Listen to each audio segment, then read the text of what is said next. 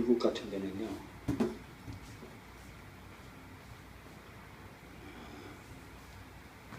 미국 같은 데는 주일날 목사님 예배 드리는데 설교 시간에 막 바깥에 나가기도 하고 그러는데 베네딕션 축복기도 축도 때는 다 받으러 들어온다는 거예요. 그래서 저는 어릴 때 예배 끝나기도 전에 뛰쳐나갔어요. 근데 미국 같은 경우에 목사님의 축복기도 끝까지 끝나고 하는 것이 그게 복을 받는다는 거예요. 그래서 우리 어린이들도 우리 다윗도 꼭 축복을 마치고 나가시길 바랍니다. 지난주에 우리나라 그 보궐선거가 있었어요. 투표가 있었는데 15군데가 있었는데 여당이 11군데, 야당이 4군데를 이렇게 당선시켜서 그런 결과를 봤습니다. 옛날에만 해도 상상하지 못했는데 세월호 사건을 수사한다고 하면서 그 피해자 가족이 대통령을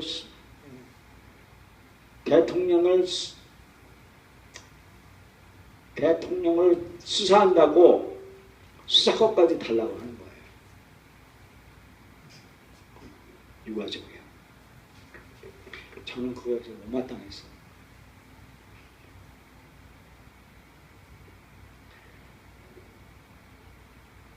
오늘 본문 말씀에 본의에 대해서 말씀해 주고 계세요. 대통령은 하늘이 낸 거예요. 하나님이 세우신 대통령이거든요. 대통령을 수사를 한다. 대통령까지 수사하게 했다고요. 물론 대통령의 7시간 사건, 7월 16일 날 사건 주제가 7시간에 공백기간이 있다고 하면서 그런 수사하겠다고 하는데 성경은 아니라는 거예요.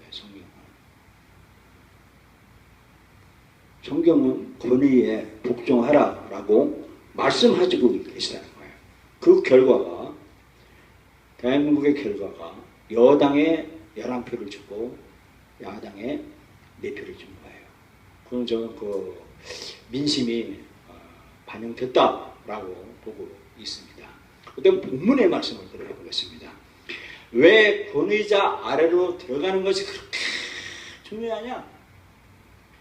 이 권위자로 앞으로 안으로 들어가는 것이 이게 얼마나 중요한지를 성경 말씀에서 오늘 누가복음에 있는 백부장의 백부장의 믿음을 말씀을 가지고 같이 은혜를 받고자 합니다. 백부장은 100명의 부하를 거느린 군대 지도자예요. 네, 그래서 백부장 하는 거예요. 근데 백부장의 종이 병이 들어서요. 병이 들어가지고 죽을 병이 들려서 고침을 받으려고 하는데 듣는 소문에 예수님이 고치기만 하면 예수님이 고쳐준다더라는 소문을 듣고 예수님 앞에 나온 거예요. 나와가지고 제 종을 좀 살려주십시오. 그런 거예요. 그러니까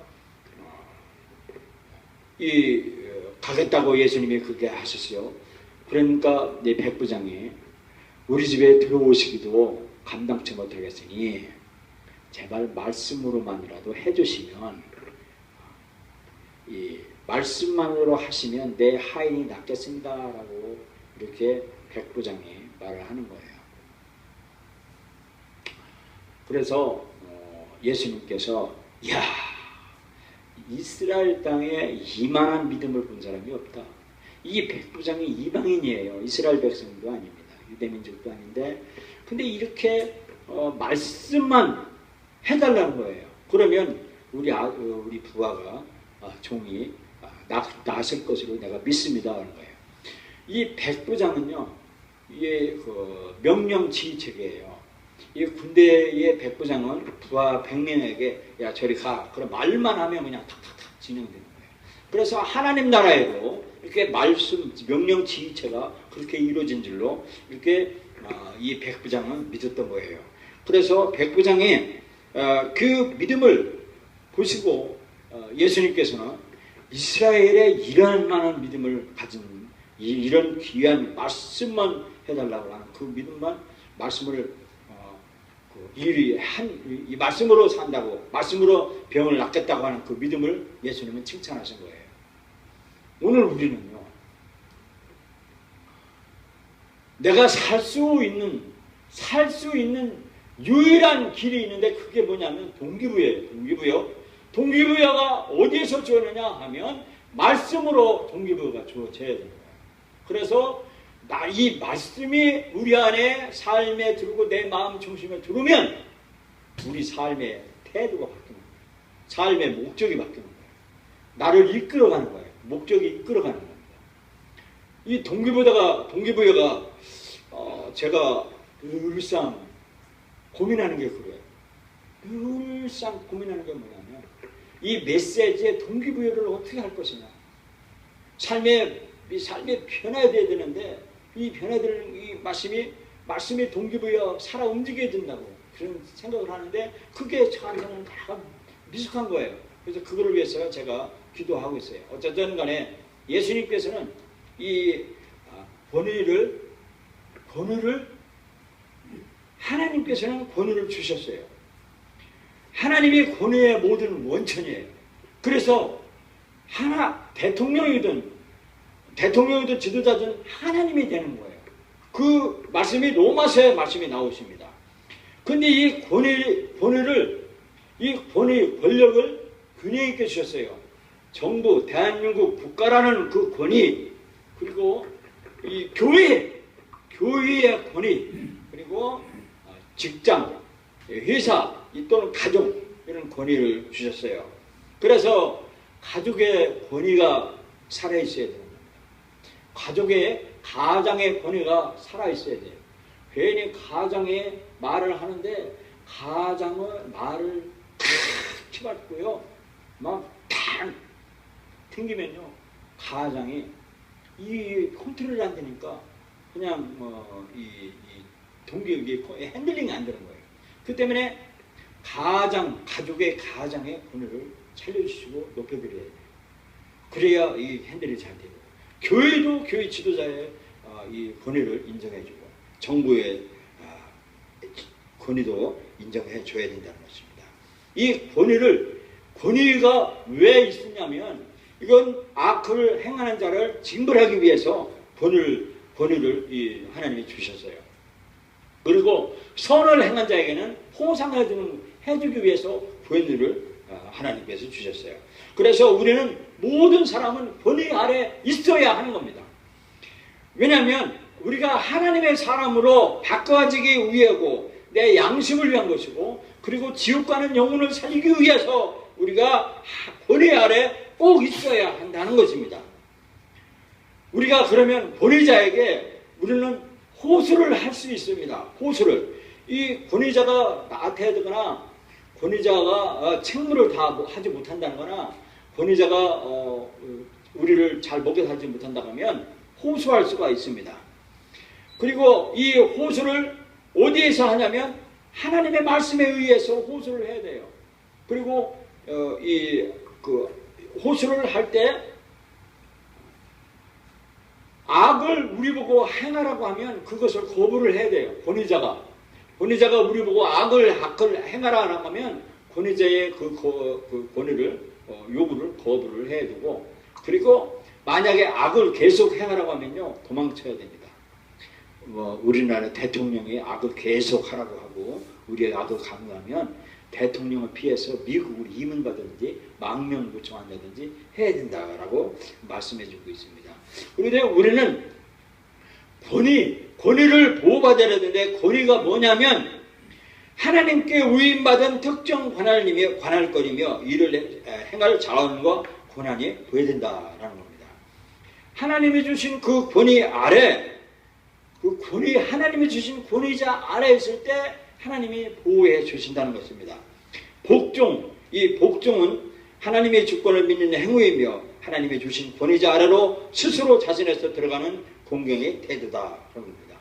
하나님이 세우신 그 권위자 안으로 내가 스스로 들어가서 권위자의 말을 내가 능동적으로 내가 수행하겠습니다 라고 하는 공경의 태도가 복종이고, 순종이란 뭐냐? 그것은 순종은 하나님이 정하신 권위자의 보호 아래에서 권위자의 의로운 뜻을 수행하기 위하여 창의력을 발휘할 자유다라는데요.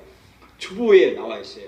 나를 책임지고 있는 사람들을 기꺼이 수용하는 것, 그것이 순종이다라는 말씀을 주보에 제가 게재를 했습니다. 우리는 하나님이 주신 이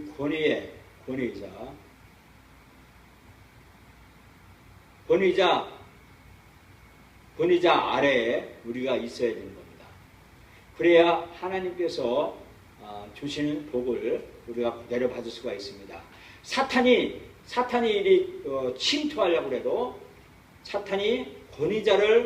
권위자가 사탄을 막아줍니다. 그래서 권위자 아래에 있기만 하면 우리는 복을 받는다라는 것입니다. 하나님께서는 권위 아래로 들어가는 사람에게 어떤 보상을 약속하셨느냐 하면, 가족의 권위자 아래로 들어가는 것, 그리고 국가의 권위자 아래로 들어가는 것, 그리고 교회의 권위자 아래로 들어가면 범사가 잘 된다는 것입니다. 네 아버지 어머니를 공경하라. 그것이 약속 있는 첫 계명이니 이는 네가 잘되고 땅에서 장수하리라 그랬습니다. 아버지의 권위 안에 들어오고 어머니를 권위 아래 들어오면 범사에 잘 된다는 겁니다. 또 장수한다는 겁니다. 자녀들아 너희 부모를 주 안에서 순종하라. 이것이 옳으니라. 네 아버지 어머니를 공경하라. 이것이 약속 있는 첫 계명이니 이는 네가 잘되고 땅에서 장수하리라. 그리고 하나님께 기쁨을 드리게 된다는 겁니다. 자녀들아 모든 일에 부모에게 순종하라. 이는 주 안에서 기쁘게 하는 것이니라 그랬습니다. 하나님께서 기쁨을 준다는 거예요. 그래서 부모가 기뻐한다는 거예요.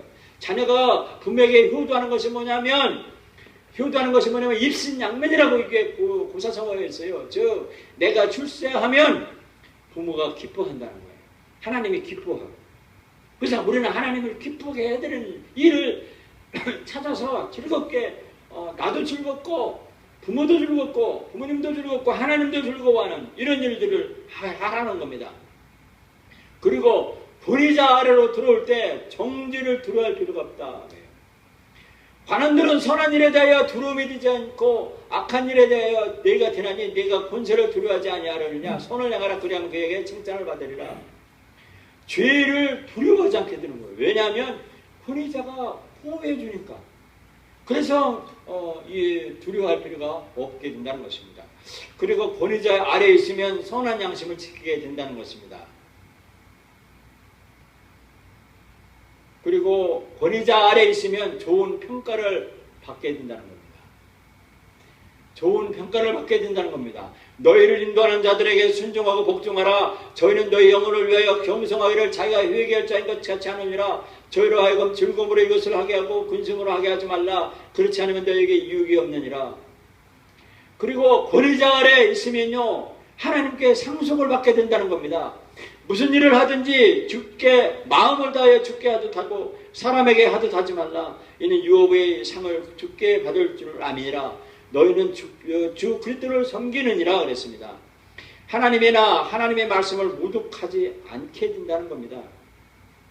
권위자 아래 있을 때, 권위 아래 복종할 때, 권위자 아래 순종할 때 하나님이나 하나님의 말씀을 모독하지 않게 된다는 겁니다. 디모데전서 6장 1절에 무릇 멍에 아래 있는 종들은 자기 상전들을 보험사에 마땅히 존경할 자로 알지니 이는 하나님의 이름과 교훈으로 해방을 받지 않게 하려 함이니라 그랬습니다. 그리고 확실한 인도를 받게 된다는 겁니다.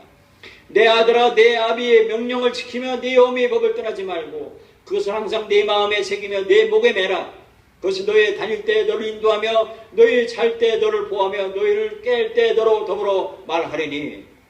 또 악한 사람들에게 보호된다는 겁니다. 대저 명령은 등불이여 법은 빛이여 훈계의 책망은 곧 생명의 길이라.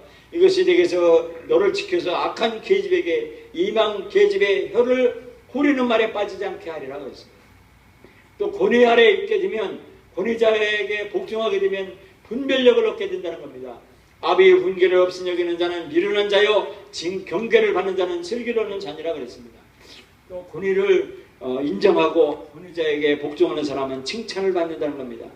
베드로전서에 보면 인간에게 세운 모든 제도를 주를 위하여 순복하되 혹은 위에 있는 왕이나 혹은 악행하는 자를 징벌하고 선행하는 자를 포장하기 위하여 그 위에 보내신 방백에게 하라.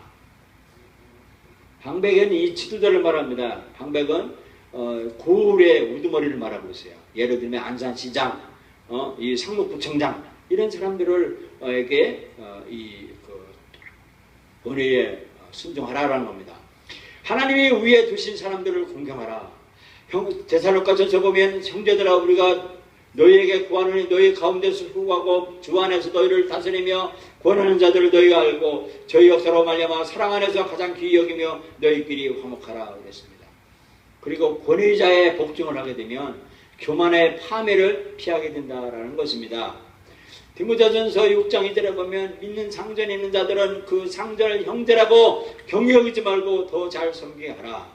너는 이것들을 가르치고 권하라. 누구든지 다른 교훈을 하면 저는 교만하여 아무것도 알지 못하고 빌런과 언쟁을 좋아하는 자니 이로써 투기와 분쟁과 해방과 악한 생각이 나며 저는 목사님이 설교할 때는요 제가 제일 앞에 앉았었어요. 제 삶이 그랬어요. 그리고 목사님이 말씀할 때 눈동자를 펴지고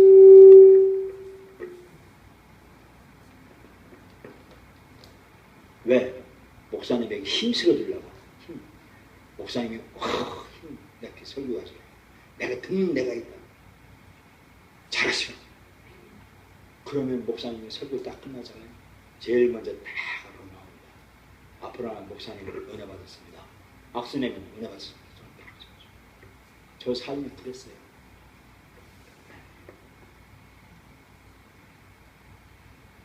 주변에 어지러우면 안 돼요. 주변에 어지러우면 안 돼요. 왜냐면 동기부여가 안 되면 나의 몸을 드물어 가지고 안 돼요. 왜냐면 예수님이 49가지 명령을 내 마음판에 심지 않으면 내 몸이 게을러져 가지고 나태해져서 해롱해롱 안 넘어가요. 넘어가지. 그래서 예수님이 우리 안에 들어오셔야 돼요. 말씀으로 들으셔야 돼요. 아까 말했죠. 말씀만 하세요. 내 종이 낫습니다. 말씀이에요. 말씀이 뭐냐면 로스, 레마. 이 말씀이 카이로스, 시간과 크로노스, 시간과 공간을 통해서 나에게 가슴팍에 팍 찔려지면 천에 없는 돈 흔들지 않아요. 권세 절어가요. 왜? 하나님이 나에게 말씀하시고 그 말씀이 내 안에 살아 움직이면요. 이거 정말 오타 2000마력, 200마력 다른 오타가 보러같이 나를 이끌어가는 거예요. 동기부여하는 거예요. 내가 공부를 하는 이유가 뭐냐? 예수님한테 칭찬받는 거다. 예수님이 내 안에 들어오셨다. 나는 예수님이 하라고 하는 명령 하나님을 기쁘게 하고 사람에게 내 기쁘게 해서 목숨 바쳐 내가 공부하겠다. 이 동기부여가 탁 활동 걸려야지만이 된다. 그래서 우리는요, 이 권위 아래서 이 보호를 받으려면 보호우산의 개념을 알아야 돼요. 그래서 보호우산, 즉 대통령의 국가라면 대통령의 권위 아래에 있어야 돼요. 미국 같은 경우는요, 미국 같은 경우에는 젊은 사람은요, 대통령의 이름을 잘 모른다는 거예요. 대통령의 이름을 잘 모른대요. 미국은요, 그런 말을 들었어요. 왜냐하면 대통령은 국가를 위해서 그냥 봉사하기 때문에 대통령은 나한테 권위자이기 때문에 그냥 나는 관심 없이 대통령은 계시기만 하고 나는 내 삶만 하면 되는 거예요. 내 삶만 하는 거예요. 근데 대한민국은요, 대통령 젊은 애들이요, 젊은 아주 20대 22살 뭐 미성년자들이 그냥 투표권 있다고요. 아우, 대통령을 그냥 이거 막 깔아내리고 말이에요. 대통령이 막 이거 수사하겠다고 하고 막 이해가 안 되는 거예요. 그러니까 깨어있는 분들이 이건 아니고 대한민국은 정말 이거 지금 빚이 말이야 수조억이에요. 수조. 애들이 하나 태어나면요 4천만 원 5천만 원씩 빚 지고 태어나는 나라가 우리나라예요. 복지 예산을요 천문학적인 복지 예산을 막 물뿌리고 그러는데 왜냐? 표 하나 얻으려고요. 표 하나 얻어서 정권을 유지하려고요. 근데요 미래는 우리나라 미래는요 암담합니다. 암담해. 삼성전자요 지금요 핸드폰 안 팔려가지고 난리예요. 난리. 지금요 중국에 저가폰 있어요. 돈 몇만 원 주면 핸드폰 삼성과 같은 그런 핸드폰이 나와요. 소프트웨어 하나도 못 만드는 대한민국. 그 삼성 까서요. 삼성의 돈을 갖다가 어려운 사람 나눠주겠다고 까고요.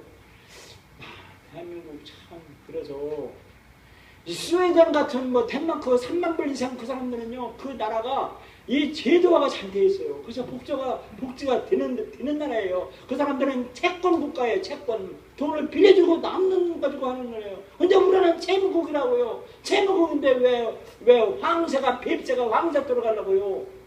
다리 찢는 게왜 복지가 그렇게 하는지 모르겠어요. 그래서 연구 개발하고요. 소프트웨어 개발하게 말이에요. 만들어줘야 돼요. 그래서 희한하게 말이에요. 뭐 희한한 것을 만들어서 세계가 놀라게 만들어줘야 된다. 그러려면 권위자를 인정해주고 높여드려야 돼요. 그게 사람입니다.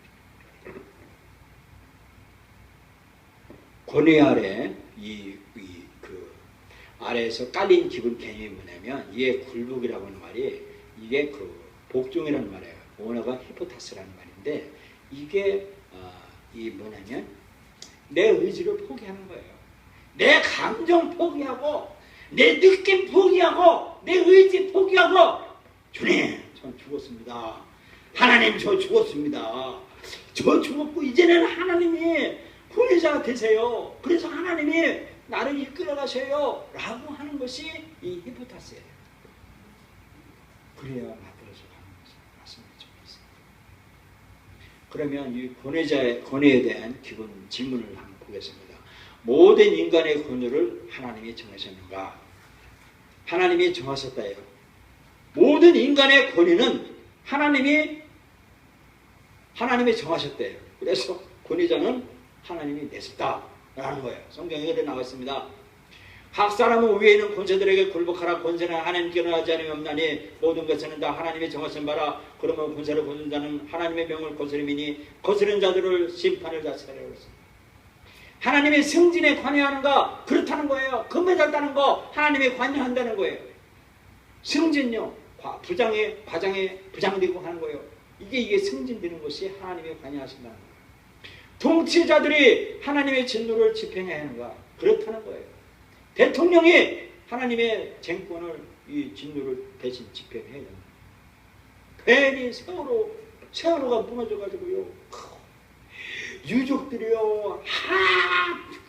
대통령님 내 자들이 피도 안 마른데 아들이 지금 물속에 숨어 있습니다. 나 그거 끊어줘야 됩니다. 대통령이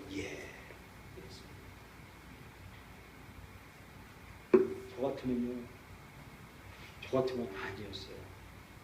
저 같으면 천안함 사건처럼 어디가니 꺼내면요 빨리 인양해서 다 세계의 석학들을요 자문위원으로 위촉하고 대한민국의 그 전문가 그리고 대통령에 의한 자문위원 국가 원론 전 세계 이런 위원회를 구성해서 딱 그거를 과학적으로 시스템해서 이거를 세월을 끄집어 올려야 되냐 더 사람을 차지해야 되냐 그리고 하루에 지금 1억씩인가 얼마씩 하루에 돈이 나가고 있어요. 이런 국가 세금을 우리가 냈는데 이런 비교육적이고 비효율적으로 유족에 막 들쑤시는 그 유족만 듣고서 이게 지금 국가의 이 이 어려움을 자초하고 있는데 아니거든요. 시스템화 시작했습니다. 전문가들을 우연히 구성해서 이거 얼마나 효율적으로 할 수 있겠냐고 한 것을 받아서 이것을 해결해야 된다고 저는 보고 있는 거예요. 그래서 통치자가 하나님의 직분을 집행해야 돼요. 그런데요, 가정에서도 이 가장의 권위를 무시해. 그러니까 가장이 고개가 코가 쑥 빠져가지고 그래요 해보자. 이게 일이 이렇게 되면 안 된다는 거예요. 권위자에게 힘쓸어주고 할 수 있습니다 하고 호소하고 해야 된다는 겁니다. 하나님은 통치자들의 결정에 직접적 영향을 가시는가? 그렇다는 거예요. 통치자들의 결정력에 하나님께 영향력을 행사하시고 계신다는 거예요. 통치자에게 그런 권위를 주셨다는 거예요. 하나님이 주신 권위를 대응하면서 선한 양심을 가질 수 있는가? 아니라는 거예요. 대통령에게 나쁜 말을 하고 그러면 그것은 선한 양심이 아니다는 거예요. 담임 목사님한테도 그렇고 두 정부나 회사 대표한테도 그렇다는 거예요. 선한 양심 할 수 없다는 거예요. 호소하라는 거예요. 호소. 가정에 아버지가 잘못했으면요, 아들이 아버지 그러면 안 돼요. 이렇게는 안 된다는 거예요. 아버지 다시 생각해 보세요. 그렇게 호소하는 거예요. 그래도 아버지가 계속 그러면 도망가. 아버지가 술 사오라고 그러면 도망가파라 그냥 그때 쓴 거예요. 그게 최소라고. 그리고 여섯 번째 보면 하나님은 결혼관계에 권위교주가 있다고 가르칩니다. 그렇다는 거예요. 결혼관계에 권위교주가 있다라고 가르친다는 거예요.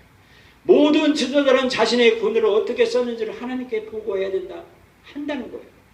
보고자는요, 권위자들은, 지도자들은 자기가 어떻게 행사했는지를 하나님 앞에 낱낱이 보고해야 된다는 거예요. 하나님은 권력의 균형을 정하시는가? 그렇다는 거예요. 권위 아래에 있는 사람은 권한이 전혀 없는가? 아니라는 거예요. 권위에 있다는 거예요. 베드로전서 3장 1절에 보면 아내된 자들아 이와 같이 자기 남편에게 순복하라.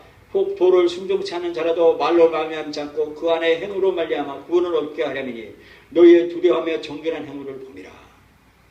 열 번째 보면 그리스도인 아내들도 불신자 남편 아래서 보호받기를 원하는가?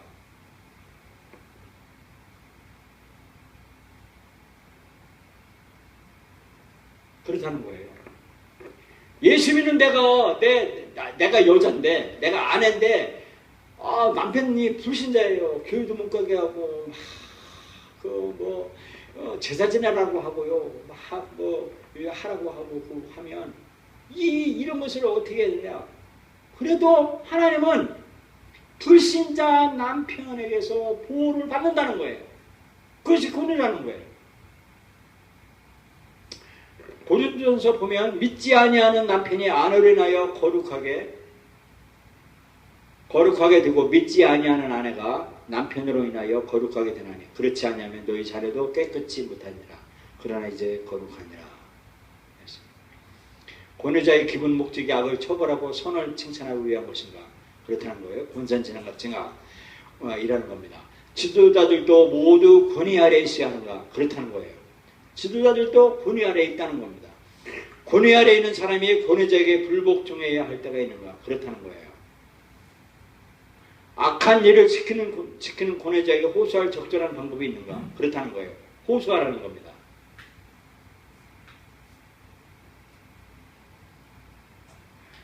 그릇된 태도 때문에 지혜로운 호소가 무용지물 되기도 하는가? 그렇다는 거예요.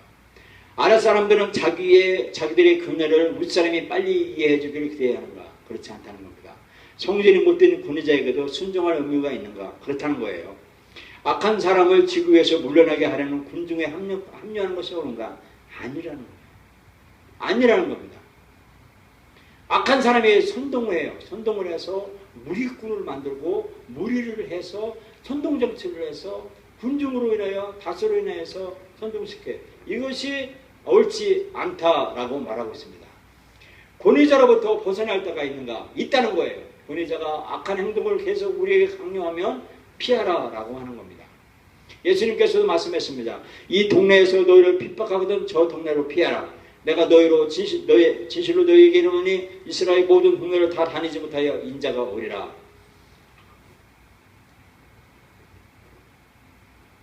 그리고 20번에 보면 악한 통치자를 하나님의 종으로 계속해서 공경해야 하는가?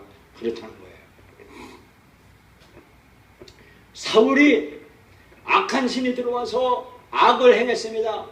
근데 사울의 왕의 종이었던 다윗이 사울의 공격을 받아서 목숨이 위태로운 것이 몇 번, 수번이었습니다. 그때마다 다윗은 사울 왕을 죽일 수 있었음에도 불구하고 죽이지 못했습니다. 안 했습니다. 그 하나님의 권위를 인정했던 것입니다.